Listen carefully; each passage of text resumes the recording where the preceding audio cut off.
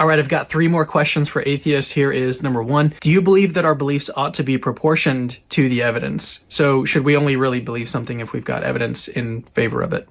Hello there, my friends. I'm Stan Gray, and this is TRQ, The Right Questions, where we talk about atheism, deconstruction, Christianity, apologetics. And today we're looking at this channel called Capturing Christianity. It's a very popular channel. I've seen it all over the place. This individual is very well-spoken and seems to be of the Catholic persuasion. There's a couple of videos we're going to look at of his today, so let's just get right into it. He's asking, should we only believe things if we have evidence in favor of it? I guess my answer to his question is, I do consider evidence to be something that needs to have some type of proportionality related to what is being claimed. So I kind of see where he's going with this, so let's continue. Number two is, if we could verify that some miracle actually occurred, would that give us a reason to think that God exists? And again, this is contingent on whether or not we could actually verify that the miracle happened. If a miracle actually occurred and it was verifiable, would that give us reason to believe God exists? This question is extremely silly to me because, as with almost every Christian that you see online, especially of the apologetics type, any God existing seems to automatically mean it's their God. And I know that this gentleman doesn't always think that, but the way that he's portraying this question, and I assume he's pretty intentional with how he words things, or maybe he's just riffing off the cuff about this to just throw a short out there to challenge atheists. You got to be clear with what you're meaning. And according to what he just said, he seems to suggest that any miracle occurring that's provable could or should be used as evidence to the existence of the Christian God, which is completely silly to think. The Christian God is not the only God that claims to be able to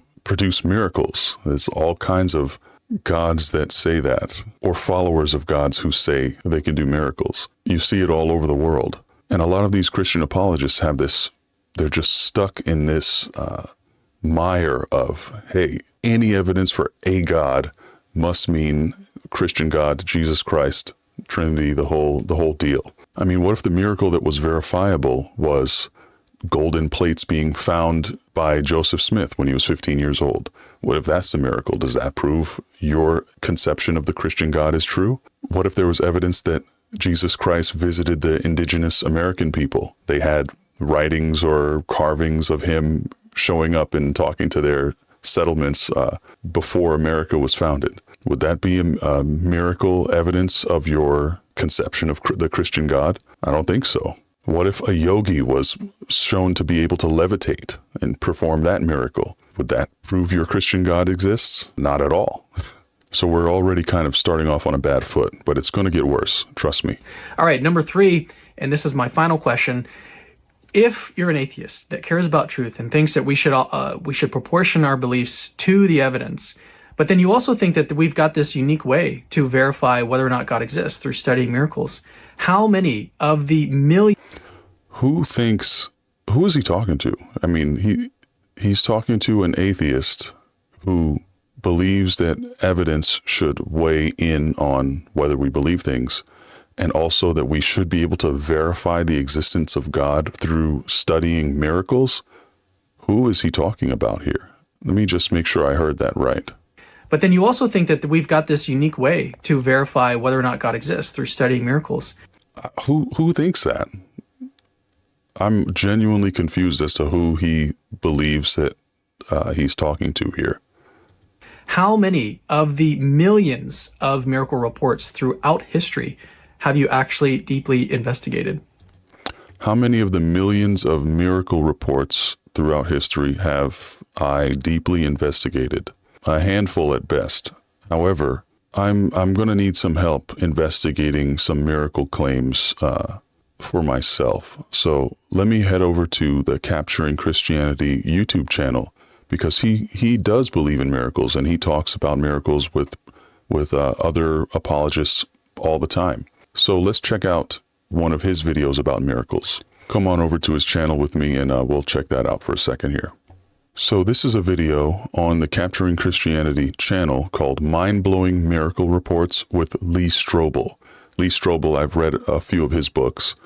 He's a very popular apologist. He defends the case for Christ and the case for miracles and things like this. As atheists, let's try to wrap our heads around this rigorous study of miraculous events.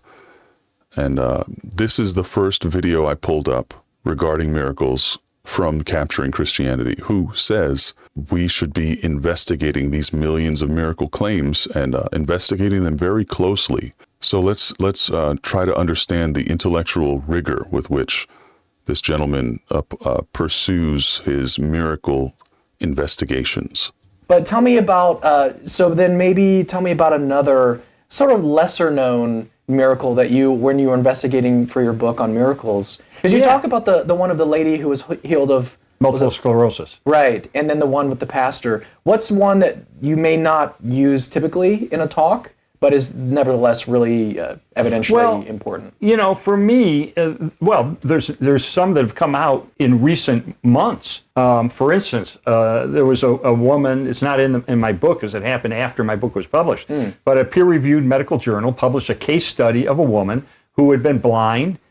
She used a cane. A peer-reviewed medical study that for some reason is not referenced. That's interesting for a few reasons. I mean, if you're supposed to be expecting the people to rigorously research and investigate these miracle claims, and you do have a peer-reviewed medical research paper at your disposal, I'd imagine you'd be prepared to share that in order to further the goal of allowing people to research and do their due diligence with this stuff. I'm looking at the description for this video and I'm not seeing any links to any peer-reviewed research. We're not off to a great start here. Let's continue. She went to a school for the blind. Okay, someone who was blind, needed a cane to walk, read Braille, and went to a school for the blind. All right, keep talking.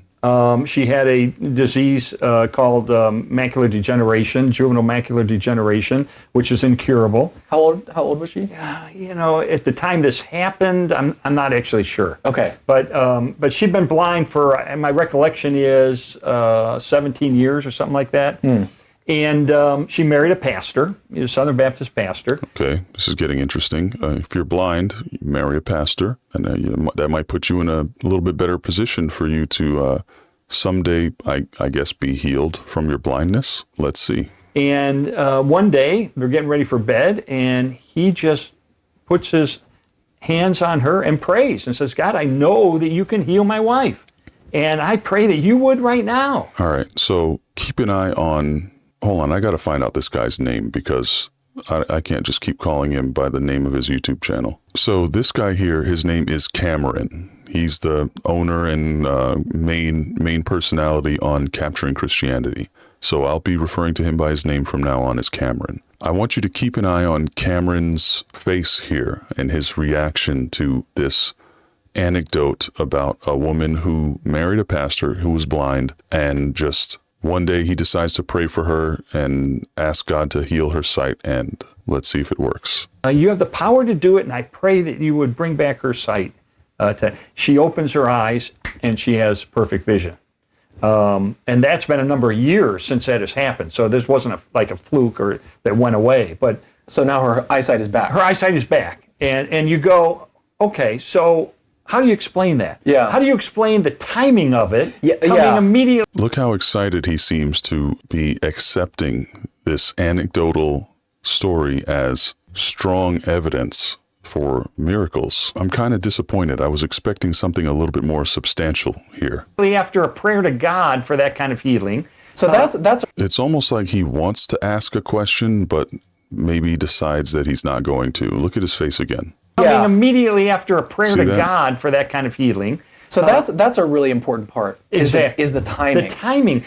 So he's now bought in completely. Oh, it's the timing of it. So the fact that she didn't just randomly wake up one day and just be healed of her blindness, as one is known to do, which that I'm sure that is extremely rare to happen in the real world, but something about the timing of the pastor deciding to pray for her on one random night knowing all his life that he has this power to petition the Almighty God who intentionally created this woman with macular degeneration in her eyes. He one day just randomly decides to lay hands on his wife and ask God to heal her. And just so happens that night she's suddenly totally healed with perfect vision. This is one of those miracle claims that I, as an atheist, is supposed to look at and honestly investigate, which, I mean, I don't know how I'm going to investigate it if I don't get the peer-reviewed study that Mr. Strobel is referencing vaguely here.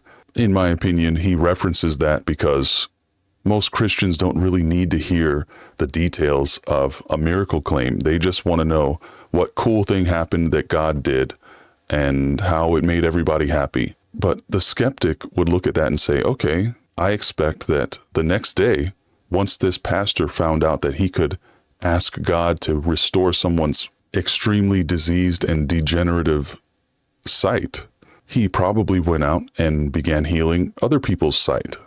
I mean, if that's his gift, why would he not continue doing that? And I mean, I'd imagine the story ends in, to this very day, that pastor is going around healing people's sight all over the world.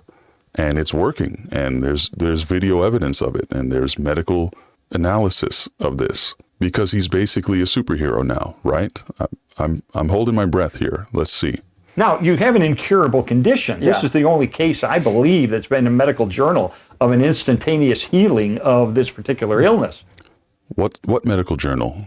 There's another similar case that we're already moved on. I mean, it's in a medical journal, and you didn't mention what the medical journal was. I can't look it up and see if a pastor really magically healed his wife's vision from an incurable macular degenerative disease.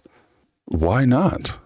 And Cameron is like, he's transfixed. He's all in. And this is one of those things that he said I'm supposed to be honestly investigating.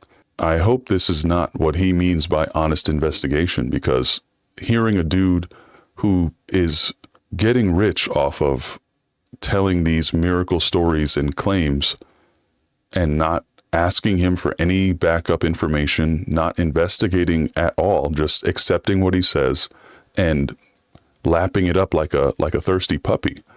It's really a strange juxtaposition to the boldly asked questions for atheists that we just saw from Cameron minutes ago. There's also reported in the medical literature about a man who was healed of a gastroparesis, I believe it's called, where he had, since his infancy, tubes inserted into his stomach. Mm-hmm. Reported in a medical journal. And he went for prayer, and hands were laid on him. He was prayed for. He felt like an electric shock go through his body, and he was healed of an illness that there is no medical record of anybody ever being healed of. The tubes have been removed, and he's been healed for I think well over a decade now. So, but it's a timing thing on those. Yeah. From an outside perspective, this gentleman, Lee Strobel, the way he's talking about these stories with the amount of vagaries and hyperbolic claims that he's making. Oh, no journal, no medical records have ever been shown of this happening. And boom, it happened. And he's like speaking so hyperbolically, his credibility in this conversation is completely shot to me. But if you look at Cameron's face, he is taking this so seriously, and he's not giving any pushback. He's not challenging anything. He's not asking any questions to verify or attempt to extract more information from Strobel, who appears to have some like high-level knowledge about these events. But what I'm afraid is that Cameron, like most Christians out there, they just want to hear stuff that confirms their existing biases. People gave me crap about that in the comments when I said that in a previous video. But people, especially Christians, they just want to be placated. They want to be told, hey, you know what? That thing that you always believed your whole life, that thing that your parents and your grandparents told you, It's all true. And look, here's a bunch of evidence. Boom, boom, boom. Don't look into any of this stuff. But you should challenge atheists that they need to look into it, even though you're not going to. And I assume that Cameron has done plenty of research and plenty of in-depth videos on his channel about miracles, and maybe he has come up with some type of other physical evidence of miracles occurring. But to this day, I have never seen any such thing that was credible. So who knows what his real methods are. I'll have to look into that a little bit more and search around his channel. Maybe we'll do that in this video. Who knows? We'll see. I heard about a woman with a PhD from Harvard who had done her own research in Mozambique, where there was a cluster of miracles that had taken place. And they sent a research team there to investigate this. And they would get all the people who are blind or deaf or hard of severe hearing or visual problems. I hope those investigators were a little bit more diligent than our man Cameron here, because if I had to guess, I would say these investigators went to these areas where these clusters of miracles were happening and spoke to the people, and those people just told them, like, hey, you see Johnny over here? Yeah, he used to have a crooked leg and now his leg is straight. And they're like, interesting. Oh yeah, Sarah, she was blind, and then someone laid hands on her and spoke in tongues, and now she can see now. I'm like, I'm the investigator. Very, very interesting. Claim number 2, sorted. Got it on the books. Except we're not going to tell you what books we put them on. How much investigation are these research teams doing when it seems like a lot of people are perfectly happy just being told that a miracle happened, and like, okay, that's proof enough for me. That's all I need to hear. Let's wrap it up and go to the next one. To come out in these villages, they would test them scientifically to determine their level of hearing or vision. They were then prayed for immediately in the name of Jesus for healing, and then they were immediately measured again scientifically. Was there any change? And in virtually every case, there was improvement. In fact, the average was a 10-fold improvement in visual acuity. One woman was so deaf that when they first encountered her, she couldn't hear a jackhammer next to her. After prayer in the name of Jesus, she can now hear normal conversations. Isn't it funny?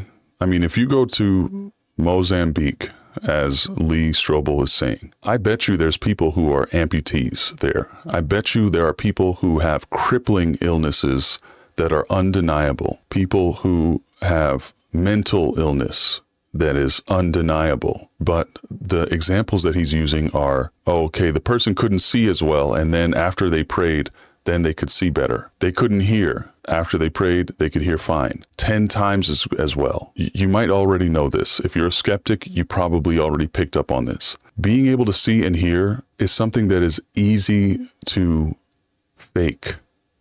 It's easy to say, oh man, I can't really see that right now. And then the people pray for you, and then, oh wow, I see everything.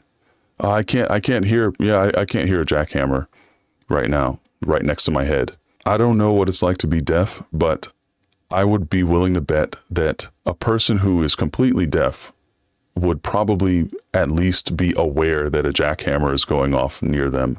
And I mean, that creates a large amount of disturbance physically. And that sound is vibration that, in the case of a jackhammer, is extremely significant if it's right next to you. And at that point, it's not even about hearing a jackhammer. It's about feeling the vibration that the jackhammer is causing. So that's a weird reference for him to make as it is. But it's so hard to verify whether someone can see or hear to a certain degree, especially when the context is, hey, we're gonna test your hearing and your sight, and then we're gonna pray for you to have a miracle happen, and then afterward we'll test you again. These people, who probably already are indoctrinated Christians, would be incentivized to lower their expectations and their score for their hearing and their sight before the prayer, and then increase it afterwards.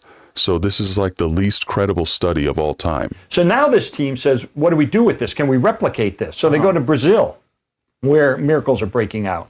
And they do the same test, and they get the same results. Wait a minute. I think I've got it. They go to Mozambique, where there's what did he say? Like a pocket of miracles, or a cluster of miracles, he said. Then I was thinking, like, why are they going to Brazil? Oh, he mentioned it. There was a breakout of miracles. So these people who are there are already in the throes of experiencing so-called miracles.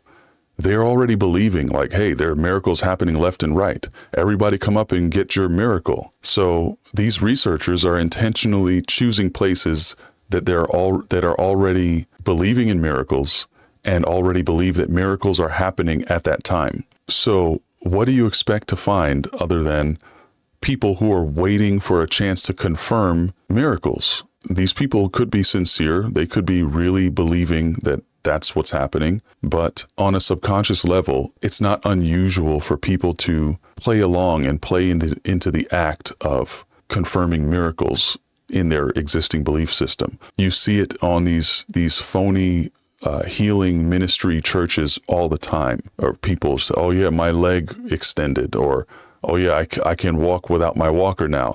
Or they come in a wheelchair and then they rise up and then they can walk around. And then, half the time you see them back in the wheelchair later. Now, this was published in the Southern Medical Journal, which is a secular, scientific, well-respected, peer-reviewed medical journal. And I went to Indiana University, where this professor teaches, and said, okay, the Southern Medical Journal. Let's see if we can look that up and get some information here. Okay, so I looked up the Southern Medical Journal, who he says is a secular organization, and I couldn't find anything about miracles on their official website. So, I mean, I would love for someone who wants people to believe in miracles to actually provide links and references to the studies that they're talking about. That would be very helpful in my quest to understand the truth in this world. But apparently it's not necessary. If it was necessary for these gentlemen, they would have included the link, I'm sure. But no, I'm not going to give them the benefit of the doubt and assume that he's telling the truth about this being a published medical journal documenting these miracles that they found in Brazil or Mozambique. Forgive me for being a little bit more withholding of my trust after seeing how easy it is for people to be convinced of miracles that clearly didn't happen. What's your explanation? She said, something's going on. Scientifically, she couldn't say it is a miracle. What is her background? Is she agnostic, atheist, Christian? She's a Christian. Okay. Yeah, but she... Big surprise. Christian scientist or medical professional is open to the idea of miracles and admits, oh, something's definitely going on, but I can't say it's a miracle, even though I'm a Christian. That's weird. These guys are just so unbelievable to me. It strains credulity watching them and how they operate. She teaches in a secular university. Her PhD is from Harvard. But she, in doing this research, said, look, this is not emotionalism. Mm-hmm. It's not people, with some sort of emotional situation. It's not a pastor trying to get people to send money in, I'll heal you. And so she rules out all these things. Right. It's not a pastor trying to get people to send money in. He should be just going around as a vagabond, vigilante healer, going around and using this magical powers that he's discovered to heal as many people as possible before he dies. We need this type of guy out here. You know how many blind people there are in the world? There's a lot. And if he could easily just speak words and have them healed just by basically challenging God to do the thing that God says that he was going to do in several verses of the Bible, why wouldn't he do this? Why don't more Christians do this? As a matter of fact, apparently, according to Lee Strobel, there are entire teams of people who are equipped and prepared to go into these population centers of the world. They went to Mozambique and to Brazil. They prayed for people and instantly improved their senses, their deficiencies, by 10 times. So why are those teams of people not roving around and dividing and conquering and taking out as many crippling illnesses and diseases in the world as humanly possible? Why don't they have special forces of groups of Christians equipped to go into any location and pray for people, prayer warriors, pray for people and pray away their illnesses and diseases and their disabilities. Why is that not a thing if this is the way it works? If all you have to do is go up to someone and pray for them and they're instantly healed, like with no problems, it's just 1, 2, 3 done with a snap of a finger, like this gentleman has repeatedly demonstrated on this video. Why is this not a common occurrence? Everybody should be doing this, and it should be clear to everyone, like, oh yeah, my uncle freaking had his vision restored, and hey, I'm going in next week because I have a tumor in my whatever. Where are all these amazing miracle workers, and why are they not out and about doing their thing every day? I mean, I'll tell you right now, if I found out that I could cause miracles and heal people, that would become instantly my life's work. That's what I would do for the rest of my life. I don't care if I'm homeless, I would be walking around everywhere I could, healing people, and somehow I would survive. The fact that that is not happening is troubling in multiple ways. Either these people can't do the things that they're saying that they're doing, or they can and they just don't want to. It's like the classic parable about God being able to prevent evil, but he doesn't. These people are supposedly able to cure illnesses using the power of miracles through their connection with God and the power of prayer through their connection with God, but they're just not obviously out there doing this all the time. It says, what's left? Well, professionally and scientifically, she can't say it is a miracle. Yeah. But she can say something is going on. And that to me is persuasive. I think that's powerful, that there is something going on. And I think it's reasonable to define it as being a miracle. In my opinion, the thing that really persuades me are the individual cases. Yeah. It's like the case of the woman with the multiple sclerosis. Yes. I interviewed her. She was diagnosed at the Mayo Clinic. 2 doctors have written books about her in books because they were so amazed by what took place. I went and investigated personally her story. It's absolutely phenomenal. Yeah, and the doctors wrote books about it themselves because they were just like, this is nuts. They said this, as one of them said, I've never seen in all my years of practice a clear miracle like this before. Yeah. What was so crazy about it was the fact that her feet were shriveled, or like, were they extended out or something? She was rigid. She was dying. Rigid. She had tube in her throat so she could breathe. Her one lung was deflated. The other was at 50%. Her fingers were touching her wrists. Her feet were extended, and she couldn't even wear slippers. 450 people began to pray for her. We documented that because that's how many people wrote letters to her at the time saying, "I'm praying for you." The number of people is very important, I guess, in the prayer department here. This should be a no-brainer. There are millions of Christians in this country, billions around the world, I believe. Why are they not doing this on a regular basis? Set aside the fact that, okay, if this lady was healed somehow of multiple sclerosis, she was terminal, she was completely messed up according to what they're describing, and doctors wrote books about it. I'm sure I could look into that, and I will, but the amount of evidence that they're presenting here is just not amounting to anything. In order to arrive at the conclusion that something is a miracle, in my opinion, you should rule out every other possibility first. Is it possible that sometimes people spontaneously recover from crazy situations? Yes. It happens in places where people are not prayed for, and it happens in places where people are prayed for. So even then, it would be difficult to narrow it down to like, hey, the Christian God of Abraham is the one who's responsible for this. That would be a little pushing it as it is, unless there was some specific reason to believe that. But overall, they're making an extremely weak argument for what they're claiming here. Because it was announced on the radio that she was dying and people began to pray. And on Pentecost Sunday, as these letters, some of them were being read to her by some of her friends, she heard the voice of God saying, "Get up, my child, and walk." And she jumps out of bed, takes the tube out of her throat, jumps out of bed. The funny thing she told me, she said, "Lee, you know, when I jumped out of bed, the first thing I noticed was my feet were flat on the floor. They were back to normal. And then the second thing I noticed was my hands had unfolded and were back to normal. And then she said the third thing I noticed was my eyesight was back, because she was virtually blind. All she could see was gray shapes. Now she could see again. And she was totally, completely healed to the degree to which the muscle tone in her legs. She hadn't walked in 7 years. Atrophy. Yeah, her legs had atrophy. Her father came in and began to waltz around the room with her. The next day when she went to the doctor saw her coming down the corridor and said, "Oh, she must have died, and this is a ghost."